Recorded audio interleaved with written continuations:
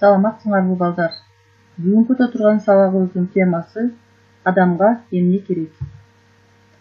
Бул сабактан силер адамдын керектөөлөрү жана муктаждыктары жөнүндө түшүнүк аласыңар. Керектөө деген эмне? Керектөө бул муктаждыкты канааттандыруу максатында товарды жана тейлөө кызматынан пайдалануу. Бардык өндүрүштүн түпкү максаты керектөө менен аяктайт. Коомдо жашаган бардык адамдар, үй-бүлөлөр, ишканалар жана мамлекеттин өзү да керектөөчү катары эсептелет. Керектөө өндүрүштүк жана өндүрүштүк эмес болуп экиге бөлүнөт. Өндүрүштүк керектөө бул керектелүүчү предмет болуп жана өндүрүш каражаты болуп бөлүнөт. Мисалы, үй-бүлөнүн жеке автомашинасын өзүнүн транспорту катары пайдаланган учурда машина керектелүүчү предмет болуп эсептелет. Ал эми ушул эле автомашина такси катары пайдаланылса, анда ал өндүрүш каражатына айланат. Өндүрүштүк эмес керектөө жеке жана коомдук болуп бөлүнөт. Жеке керектөөгө адамдын кийим-кечеси, чөнтөк телефону, менчик компьютери, автомашинасы жана башкалар кирет. Ал эми коомдук керектөөгө билим берүү, саламаттыкты сактоо, коомдук транспорт, стадион, кинотеатр жана башкалар кирет. Адамдын эң негизги керектөөлөрү материалдык керектөөлөр болуп эсептелет. Буларга тамак-аш, кийим-кече, турак-жай кирет. Материалдык керектөөлөр менен эле адамдарды чектөөгө болбойт. Адамдар көп нерсеге муктаж болушат. Америкалык социолог Абрахам Маслоу ошон үчүн адамдардын керектөөсүнүн пирамидасын сунуш кылган. Ал 5ке бөлүнөт. Эң биринчи керектөө бул физиологиялык керектөө. Физиологиялык керектөө бул адамдын тамактанууга, кийинүүгө, үй-жайга, үй-бүлө болууга болгон керектөөсү. Экинчиси коркунучсуз жашоого болгон керектөө. Бул кылмышкерлерден, тышкы душмандардан сактануу, жакырчылыктан, ооруп калуудан сактанууга болгон керектөөсү. Социалдык керектөө достошууга, кызыкчылыктары бар адамдар менен мамиледе болууга болгон керектөө. Төртүнчү, сыйга татыктуу болууга болгон керектөө, башкалар тарабынан жана өзүн өзү сыйлоо. Бешинчи, өзүн өзү реализациялоого болгон керектөө. Бул өзүнүн мүмкүнчүлүктөрүн жана жөндөмдүүлүктөрүн өстүрүү жана аларды активдүү пайдалануу. Муктаждык деген эмне?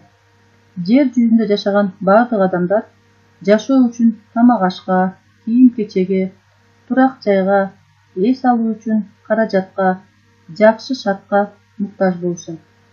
Адамдар ар кандай спорттук секцияларга, чыгармачылык боюнча ийилимдерге, чет тилдерди үйрөнүүчү курстарга катышышат. Өздөрүнүн муктаждыктарын канааттандыруу үчүн эмгектенишет. Эгерде адамда муктаждык болбосо, эмгектенүүнүн, окуунун, жаңы нерсени жаратуунун зарылчылыгы жок. Алгачкы жамааттык коомдо адамдар кантип жашоого муктаж болушкан? Алгачкы жамааттык коомдо адамдар тамак-ашка болгон муктаждыктарын канааттандыруу үчүн өсүмдүктөрдүн түшүмүн жана тамырларын жыйнашкан, айбандарга аңчылык кылган. Ал эми жырткыч айбандардан коргонуу үчүн үйүр-үйүр, топ-топ болуп жашоого муктаж болушкан. Климаты ысык өлкөлөрдө турак-жай куруу, жылуу кийим кийүү-кече кандоо зарылчылыгы жок болгон. Тескерисинче, климаты суук өлкөлөрдө адамдар үйлөрүн жылуулап, жылуу кийим кандоого муктаж болушкан. Мындан 100 жыл мурда жана азыркы мезгилдеги адамдардын муктаждыктарынын кандай айырмасы бар болгон? Мындан 100 жыл мурда адамдар негизинен ат араба менен жол жүрүшкөн. Азыркы мезгилде адамдардын жол жүрүү муктаждыгын автомашинасыз, самолетсуз элестетүү кыйын.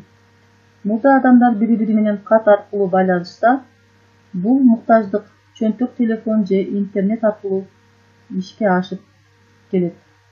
Демек, муктаждык коомдун жана илим менен техниканын өнүгүшүнө байланыштуу өсүп, улам жаңыланып турат. Муктаждык бул адамдын же адамдар тобунун жашоосу жана өнүгүшү үчүн керек нерселер. Бул муктаждыктын канааттандырылышы улам жаңы муктаждыкты пайда кылат.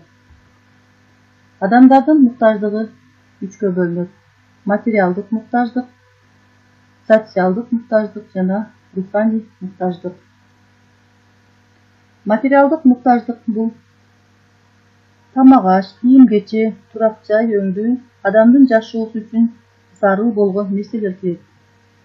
Социалдык муктаждык баарлашуу, өз ара жардамдашуу, достошуу, бири-бири менен мамиле түзүү кирет. Руханий муктаждык бул адамдардын жарык дүйнөгө келери менен өзүн курчап турган чөйрөнү таанып билүүгө, ойногонго, сүйлөгөнгө аракеттенүүсү. Бир аз чоңойгондон баштап китеп окуу, кино көрүү, сүрөт тартуу сыяктуу көп нерсеге умтулат. Ар кандай ийримдерге, спорттук секцияларга катышат, аңгеме же ыр жазууга аракеттенет. Мына ушулардын баары руханий муктаждык болуп эсептелет. Адамдардын муктаждыгы аларды канааттандыра турган ресурстарга караганда тез өсөт. Мисалы, силер жаңы телефон же велосипед алгыңар келсе, аларды алуу менен эле силердин муктаждыгыңар токтобойт.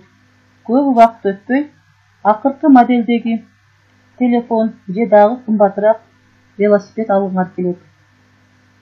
Шаарда үйү барлар кыштактан үй алууну каалайт. Тескерисинче, айылдыктар шаардан да үйлүү болууну каалайт. Жөнөкөй автомашинасы барлар кымбат баалуу автомашина алгысы келет. Ошентип, адамдардын муктаждыгы эч убакта токтобой өсө берет. Бекеринен кыргыз элинде адамдын өзү тойсо да көзү тойбойт деп айтылбаса керек. Балдар, силерге бүгүнкү сабагыбыз түшүнүктүү болгон болсо, силерге тапшырма бул төмөндөгү суроолорго жооп бересиңер. Биринчи, керектөө деген эмне, ал канчага бөлүнөт? Керектөөнүн пирамидасын ким сунуш кылган? Алар кайсылар? Муктаждык деген эмне? Адамдар эмнеге муктаж болушат? Муктаждыктын түрлөрү канчага бөлүнөт? Ушул суроолорго жооп бересиңер. Ушуну менен сабагыбыз аягына чыкты. Саламатта калгыла.